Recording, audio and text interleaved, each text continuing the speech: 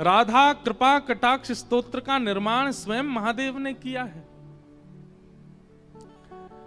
महादेव भीतर पहुंचे, जैसे ही किशोरी जी का दर्शन किया, नेक्सी सी लाली को देख करके महादेव तो मंत्रमुग्ध हो गए। अपने डमरू का नाद करने लगे, वहीं नृत्य करने लगे। और किशोरी जी ने जैसे ही देखा महादेव को नृत्य करते हुए देख महादेव को, किशोरी जी आनंदित हो गईं, खिलखिल करके हंसने लगी। कीर्ति मैया ने कही, हे जोगी बाबा आप आए हो, मेरी लाली के बारे में कुछ बताओ ना। मेरी लाली को ब्याह कब होएगो और कौन ते होएगो? मुझे तो अभी ते चिंता लगे, ऐसी सुकुमारी ऐसी प्यारी लाली मेरी, या को भरतार कौन होएगो? महादेव जोर से हंसने लगे और हंस करके नेत्र सजल करके बोले, मैया तुम काहे को चिंता करो, अरे पूरे विश्व को भरतार, पूरे विश्व को पालनहार तुम्हारी किशोरी, तुम्हारी लाली के चरणन को दास है, तुम्हारी लाली के चरणन में पलोटो रहेगो।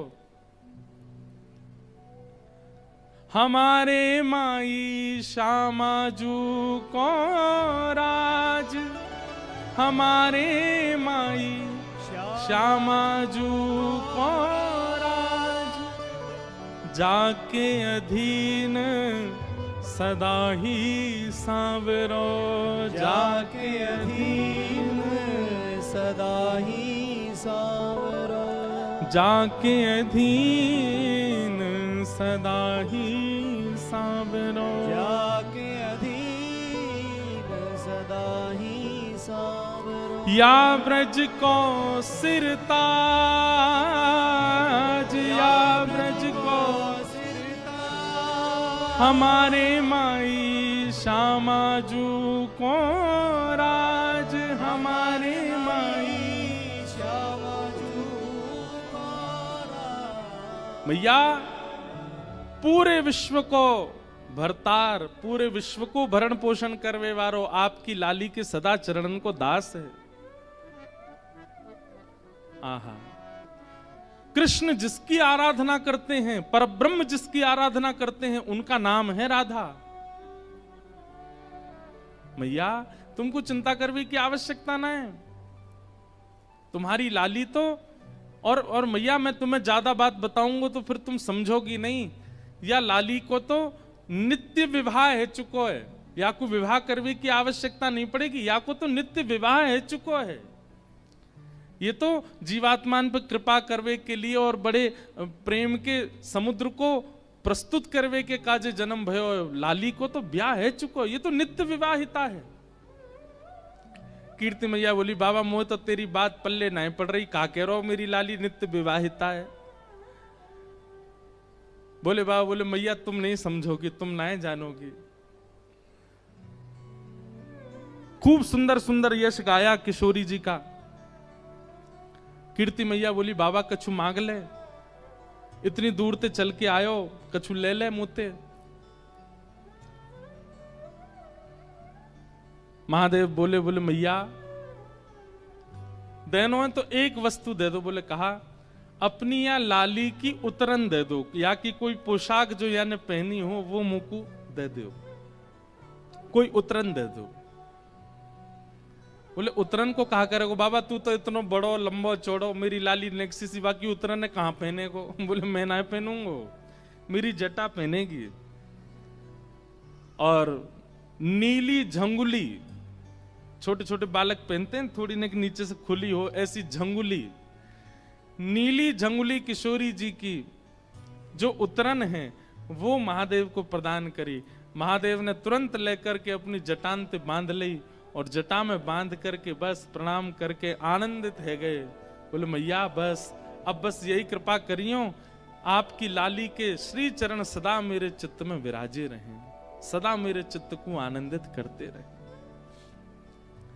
ऐसे महादेव किशोरी जी को दर्शन करवे के काजे आए।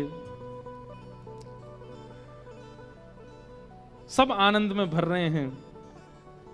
किशोरी जी के बाल्यकाल के कुछ सुंदर लीलाएं, उनके पद हैं।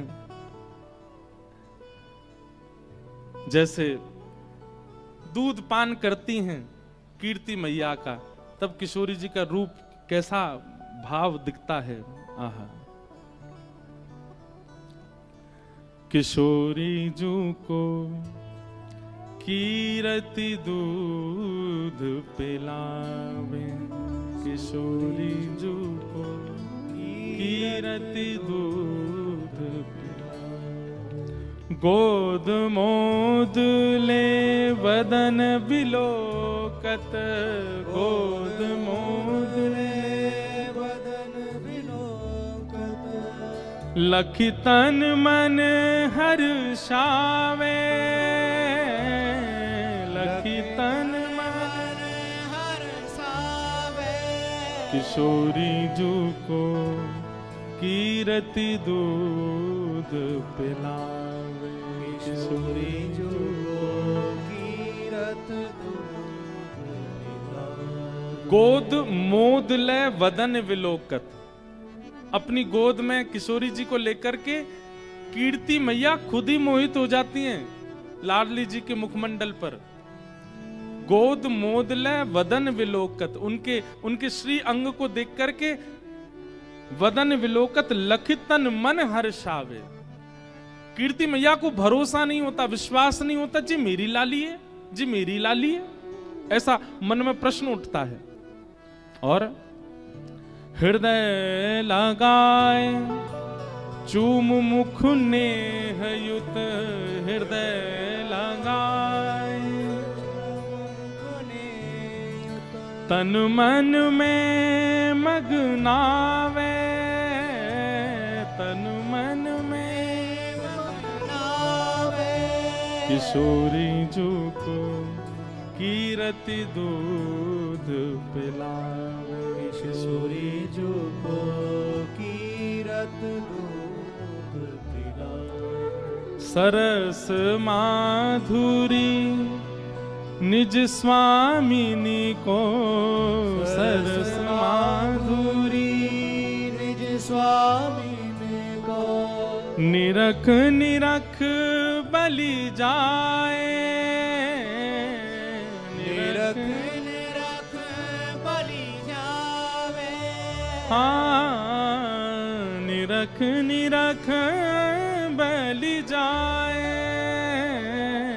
निरख निरख बलि जावे। किशोरी जू को कीरति दूध पिलावे, किशोरी जू को कीरत दूध पिलावे। ऐसी लीला किशोरी जी की चल रही हैं। धीरे धीरे अब किशोरी जी बड़ी भई, और जैसे ही श्री लाडली जी ने एक बड़ी भई हैं, जैसे ठाकुर जी के मुख से सबसे पहला शब्द निकला गैया, हमारे श्याम सुंदर ने सबसे पहला शब्द अपने मुख से कहा है गैया। यशोदा मैया गोद में लेके कहें लाला बोल मैया, ठाकुर जी नहीं बोलते। बाबा गोद में लेके बोले बाबा, लाला बोल बाबा, ठाकुर जी नहीं बोलते। बलभद्र जी अपनी गोद में लेके कहते हैं लाला मेरो नाम बोल दे भैया, ठाकुर जी नहीं बोलते। इतने में ही गौशाला की गैया दिख जाती है तो ठाकुर जी छोटी सी उंगली करके कहते हैं गैया। और जैसे ही गैया बोले, यशोदा मैया बोली लाला फिरते बोलियो, फिरते बोलियो, तो ठाकुर जी गैया नहीं बोले, फिर बोले मैया। नंद बाबा दौड़े दौड़े लाला तेने मैया कही, एक बार और बोल दे मैया, तो मैया नहीं फिर बोले बाबा। बलराम जी को अपनी गोद में लेकर के चले गए, बोले अब बोल दे भैया, तो बोले भैया। ऐसे सबसे पहला शब्द ठाकुर जी ने अपने मुख से कहा गैया। ऐसे ही हमारी किशोरी जी ने सबसे पहला शब्द अपने मुख से जो प्रकट किया वो गोपाल, गोपाल। अब छोटे तुतलाते हुए बालक जैसे बोलते हैं वैसे किशोरी जी के मुख से अब स्वर ही निकला होगा, शब्द तो नहीं निकले, लेकिन सबसे पहला शब्द ठाकुर जी का नाम प्रकट हुआ। कीर्ति मैया गोद में लेकर के झुलाती हैं, उनको मैया बोलती हैं, वृषभानु जी को बाबा बोलती हैं। धीमे धीमे किशोरी जी बड़ी हो रही हैं, घुटमुन चलना सीख गई हैं। सब बरसाने में सखियों की भीड़ लगती है किशोरी जी को देखने के लिए। ऐसी सुंदर लीला चलती है। जैसे हमारे ठाकुर जी को मक्खन बहुत प्रिय है, ऐसी किशोरी जी को दही बहुत प्रिय है। अब पदों में ही हैं सारी लीलाएं, इसलिए एक पद है। आहा, एक दिन रात्रि में थोड़ा थोड़ा बोलना सीख गई हैं किशोरी जी, और कीर्ति मैया के बगल में सोई हैं। अर्धरात्रि में उठ गईं और उठ करके मैया के बगल में बैठी बैठी किशोरी जी रोने लगी। इतना प्रेम करते हैं सब किशोरी जी से कि उनके मुख से रुदन का स्वर निकलते ही पूरा पूरा महल इकट्ठा हो जाता है कि किशोरी जी रोने ना पाए, इतना प्रेम करते हैं। अब किशोरी जी जैसे उठ के रोने लगी, कीर्ति मैया उठ के बैठ गई, वृषभानु जी उठ करके बैठ गए। सब बोले, लाली कहाँ भयो, तू काईकू रो रही है? अरे या लाली को कोई पीड़ा तो ना हैगी? अरे कहीं भूखी तो ना रहेगी? कहाँ है गो? कीर्ति मैया ने अपनी गोद में ले ली और पूछ रही हैं बार बार, लाली कहाँ है गो, तू काईकू रो रही है? तो छोटी सी किशोरी जी अपनी तोतली वाणी में कह रही हैं, गाड़ो दही दे मैया मोहे, गाड़ो दही दे मैया मोहे। आपको समझ आ रही गाढ़ा किसको कहते हैं? एक तो दही होता है बिल्कुल पानी जैसा, दूध जैसा, और गाढ़ा दही होता है बिल्कुल कठोर तो नहीं पर कटेमा दही, मतलब उसके आप शेप बना सकते हो, उसको गाढ़ा दही कहते हैं। किशोरी जी को वो बहुत प्रिय है।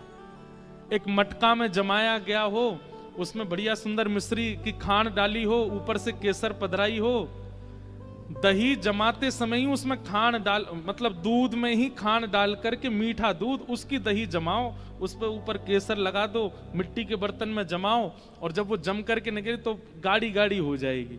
वो किशोरी जी को बहुत प्रिय है। किशोरी जी उसमें सुंदर सुंदर आकृति बना बना करके पाती हैं। तो किशोरी जी क्या कह रही हैं? गाढ़ो दही दे मैया मोए, गाढ़ो दही दे मैया मोहे।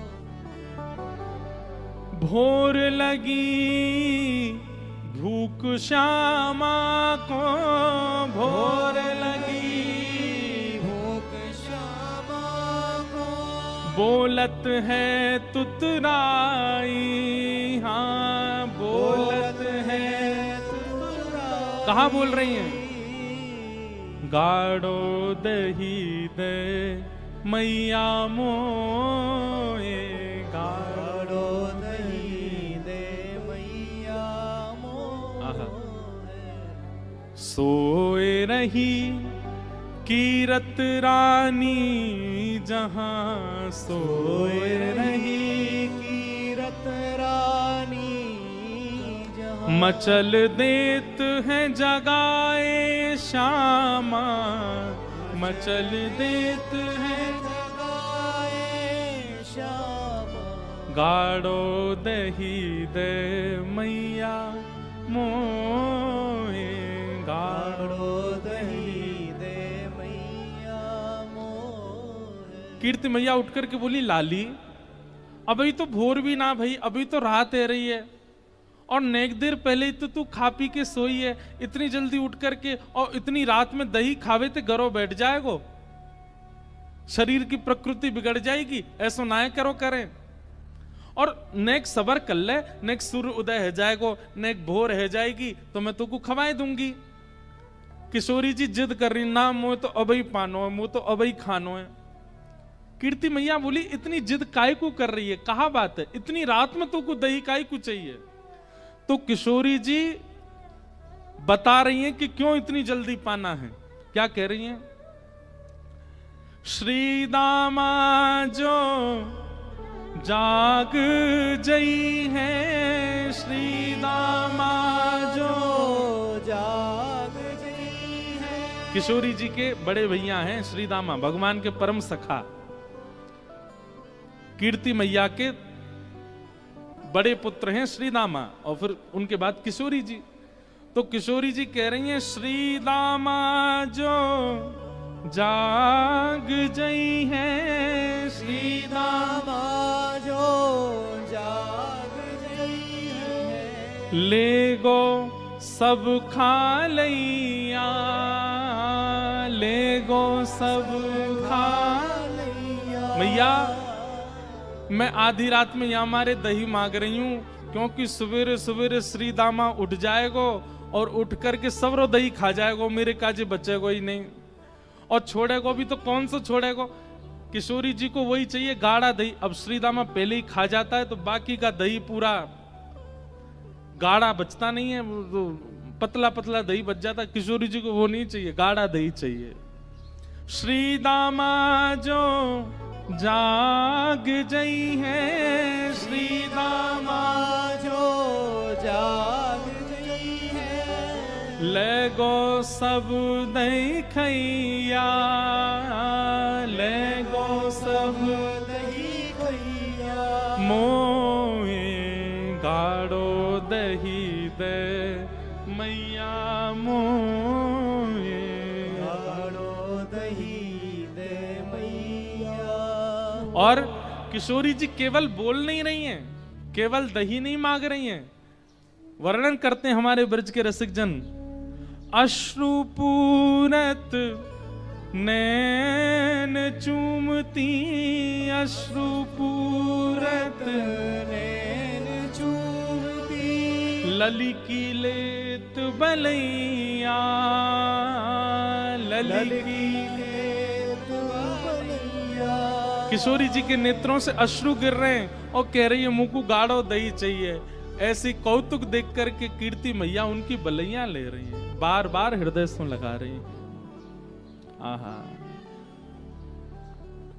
गाढ़ो दही दे मैया मोए, गाढ़ो दही दे मैया। कीर्ति मैया के अच्छा लाली तू बैठ, तू डट जाने, मैं अभी लेकर के आऊं। जैसे ही कीर्ति मैया गई हैं, किशोरी जी से नेको सबर नहीं भयो। इतने में किशोरी जी भी अपने पलंग से उतर गईं और छम छम छम छम खेलती श्यामा, छम छम छम छम खेलत श्यामा। धरत चरण उठैया, धरत चरण उठैया। छोटे छोटे नूपुर पहने किशोरी जी के चरणन में, और छम छम करती वही किशोरी जी पीछे पीछे भाग रही हैं। आहा, जाकर के रसोई घर में ही बैठ गई। बोले यहीं दे दो। बोले क्यों? बोले तुम मैया हो, कहीं तुम वहां कक्ष में आती आती बीच में श्रीदामा को नहीं बांटे आओ, या मुंह पहले ही दे दो यहाँ पे।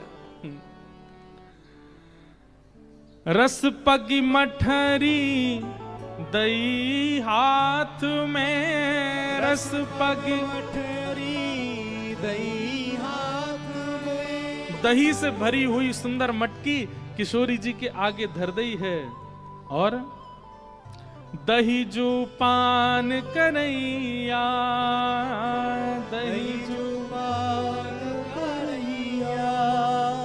बड़ भागी वृष भानु कीर्ति, बड़ भागी वृषभानु कीर्ति। निरख निरख सुख पैया, निरख निरख सुख पैया। मोहे गाढ़ो दही दे मैया, मोहे गाढ़ो दही दे मैया। ऐसी किशोरी जी की बाल लीलाएं हैं। ठाकुर जी की तो बाल लीला खूब गाई हैं, पर किशोरी जी की बाल लीला पहली बार सुना रहे हैं। और अच्छा, कहीं कहीं बहुत हद तक मिलती हैं ठाकुर जी और किशोरी जी की लीलाएं। जैसे गर्गाचार्य जी वहां नामकरण करने के लिए आए, वैसे गर्गाचार्य जी यहां भी नामकरण करने आए। और जैसे ठाकुर जी को वहां देख करके अचंभित हो गए और दिखने लगा ये तो साक्षात परब्रह्म है, ऐसे यहां पर किशोरी जी को देख करके गर्गाचार्य जी अचंभित हो गए और अचंभित मुख से नाम रखा राधा। किशोरी जी का नाम राधा रखा। जैसे वहां ठाकुर जी ग्वाल बालों के संग खेलते हैं और मैया से ब्याह की जिद करते हैं, मैया मेरो ब्याह कराए दे, अब मैं 3 बरस को है गया, मेरो ब्याह कराए दे। किशोरी जी अपने लिए ब्याह की नहीं कहती हैं। किशोरी जी क्या कहती हैं, अब सब सखियां हैं, ये जितनी अष्ट सखियां किशोरी सब प्रकट हो गई हैं ब्रजमंडल में, सब आ जाती हैं और सब बरसाने में किशोरी जी को लेकर के खेलती हैं। तो किशोरी जी को ललिता विशाखा ने एक गुड़िया दैये बना करके, और वह गुड़िया को सजामे, वही को सुलामे, वही को खिलामे, वही को पिलामे। और एक दिना किशोरी जी ब्रजभानु जी और नंदरानी तक, ब्रजभानु जी और कीर्ति मैया से कहने लगी, अब मेरी गुड़िया बड़ी हैगी, अब या को ब्याह करानो है, या को ब्याह करनो है। तो जैसे वहां ठाकुर जी यशोदा मैया को बताते हैं कि मेरी बहू कैसी हो, वैसे श्री राधा रानी अपनी गुड़िया के लिए बताती हैं कि या को पति कैसा हो। बोले या को पति हो ऐसा जो ब्याह तो करे याते, पर या संग ना लेके जाए, या के संग यहीं घर जमाई बन के रह जाए। मैया मेरी गुड़िया के काजे ऐसो पति ढूंढियो जो विदा करके ना ले जाए, यहीं रह जाए हमारे पास ही। और कहा करेगो, बोले और वृषभानु जी के साथ में खेती करवे जायो करे, वहां पर हल चलायो करे, गैयान को चरावे जायो करे, गोबर थापनो आयो करे, दूध दोहनो आयो करे। और मैया मेरी गुड़िया तो बड़ी छोटी सी है, जे तो रोटी बनावेगी ना, ऐसो पति ढूंढ के लियो या के काजे जहाँ पे रोटी भी बनानी आती हो, या को भी बना के खवाए, मुंह को भी बना के खवाए। ऐसी श्री राधा रानी कीर्ति मैया को बताती हैं। बोले और मैया मैं तो वाह की सास लगूंगी ना, ये गुड़िया मेरी लाली है और वो मेरो जमाई होएगो, तो मुझे बैठा करके मेरे पाम पूजो करे, मेरे पाम दवायो करे, मेरी हाजी हजूरी करो करे, ऐसो या के काजे खसम ढूंढ के लाओ। ऐसी ऐसी किशोरी जी की छोटी छोटी बाल लीलाएं हैं, उन सबसे आनंदित होते हैं। अब किशोरी जी करीब 4-5 वर्ष की हो गई और बाल्यकाल से लेकर के अभी तक कई बार नंदरानी आई हैं, कई बार कीर्ति मैया गई हैं, कई बार वृषभानु जी और नंद बाबा को मिलन भयो है, लेकिन ठाकुर जी को और किशोरी जी को ऐसा परस्पर मिलन अभी तक नहीं हुआ। बाल्यकाल के बाद छोटे से थे 6-7 दिन के, और ठाकुर जी 1 वर्ष के, तभी मिले। वाके बाद अब एक योग बनो। आज किशोरी जी अपनी सखीन के साथ भ्रमण करवे के काजे गई हैं। अब थोड़ी बड़ी है गई हैं, तो कीर्ति मैया अनुमति दे दें, लाली ने बाहर चलो जाए करे, कोई ऐसी दिक्कत ना। सब सखीन से कहें ध्यान रखियो, भोरी है, या कि सब आभूषण और सब सामग्री को गिन के ले जाइयो। किशोरी जी आज यमुना तट देखने की जिद करती हैं और सब सखीन के साथ यमुना तट गई हैं।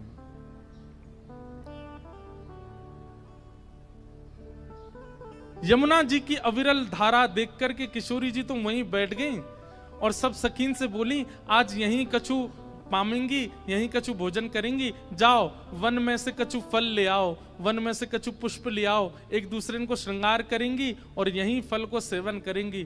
तो एक एक करके सब सखियां चली गई हैं और सब ढूंढ रही हैं, कहीं से फल तोड़ के, कहीं से पुष्प आदि तोड़ करके चयन करके लाने के लिए सब सखियां चली गई हैं।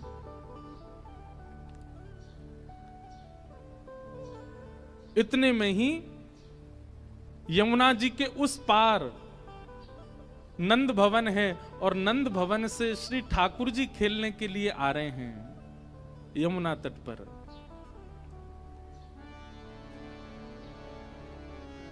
आहा, बहुत सुंदर भाव है। ठाकुर जी खेलने के लिए कैसे जा रहे हैं। ये प्रथम मिलन की लीला पहले सुनाई है मैंने, किशोरी जी और ठाकुर जी की। ठाकुर जी जा रहे हैं। कैसे?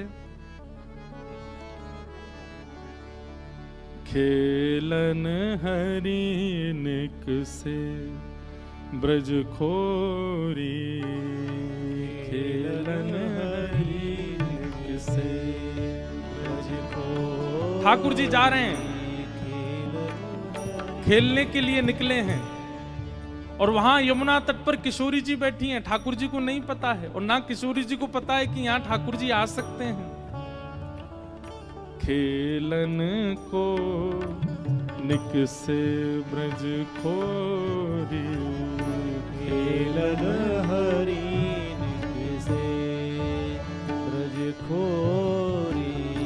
कटिकाछनी पीतांबर बांधे, कटिकाछनी पीतांबर बांधे। कटकाछनी, कटकाछनी मतलब ठाकुर जी ने पूरी धोती नहीं पहनी है, घुटने घुटने तक ऊंची ऊंची धोती पहन रखी है। पामन में मोटे मोटे कड़ूला पहन रखे हैं, ऊंची ऊंची धोती पहनी है, और वाके ऊपर सुंदर एक पीतांबरी पहनी है। पीतांबरी भी कैसी है? बहुत छोटी छोटी पीतांबरी है, और वह पीतांबरी में भी नीचे झंगुली बनी हुई है। झंगुली मतलब जैसे खूब सारी पट्टीदार होती है ना, तो जैसे घूमे तो मानो जैसे घेर जैसो खुल जाए, ऐसी ठाकुर जी ने झंगुली पहनी है। और जैसे हमारे राधा रमन जी, राधा वल्लभ जी, बिहारी जी, ये सब नीचे पजम्मी पहने, कभी धोती पहने, वाके ऊपर एक सुंदर झंगुली जैसी पहने, ऐसी ठाकुर जी ने झंगुलीदार पीतांबरी पहनी है। आहा। कटकाछनी पीतांबर बांधे, कटकाछनी पीतांबर बांधे। हाथ लिए हैं केचक डोरी, हाथ लिए केचक डोरी। हाथ लिए हैं केचक डोरी, हाथ लिए केचक डोरी। खेलन हरि निक से ब्रज खोरी, खेलन हरि निक से ब्रज खोरी। ठाकुर जी जा रहे हैं खेलने के लिए। हाथ में चकडोरी लई है। चकडोरी वो एक चक्का जैसे होवे, वहां में खूब डोरी ऐसे बांध करके और फिर जोर से ऐसे खींचे तो वो गोल गोल चकली जैसी घूमन लगे। हाथ में एक चकडोरी ले रखी है, छोटी छोटी काचनी और पीतांबरी पहन करके श्री ठाकुर जी श्रृंगार करके निकले खेलवे के लिए। मोर मुकुट कुंडल श्रविनन वर, मोर मुकुट कुंडल छविमंगल।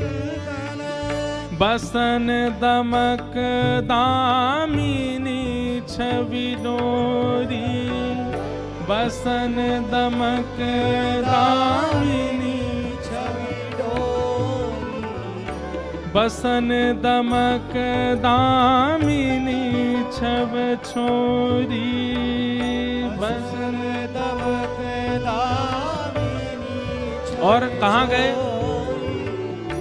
गए श्याम रवि तनया के तट, गए श्याम रवि तनिया के तट। कहाँ गए ठाकुर जी? रवि तनया मतलब सूर्य पुत्री यमुना जी के तट पर पहुंचे हैं ठाकुर जी।